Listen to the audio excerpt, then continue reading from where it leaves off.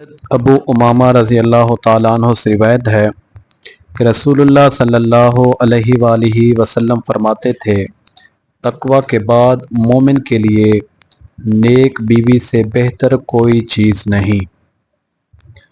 अगर तो उसे हुक्म करे तो वो इताअत करे, अगर उसे देखे तो वो खुश कर दे, और उस पर कसम खा बैठे तो कसम सच्ची कर दे। अगर कहीं चला जाए तो शोहर के माल और अपने नफ्स में भलाई करे, खयानत और ज़ाया न करे। इब्ने माजा ने इसको रिवायत किया है।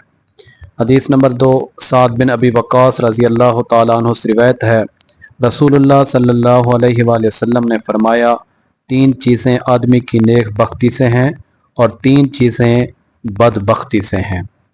जो चीज़ें नेक बख्ती से हैं उनमें से एक है नेक औरत, अच्छा मकान और अच्छी सवारी, और 3 चीज़ें जो बदबख्ती से हैं, बद औरत, बुरा मकान और बुरी सवारी।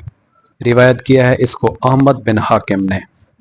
हदीस नंबर 3, हज़रत इब्ने अब्बास रज़ी अल्लाह ताला अन्हु से रिवायत है, रसूलुल्लाह सल्लल्लाहु अलैहि वसल्लम ने फरमाया, जिसे 4 चीज़ें मिली उसे दुनिया और आखरत की भलाई मिली।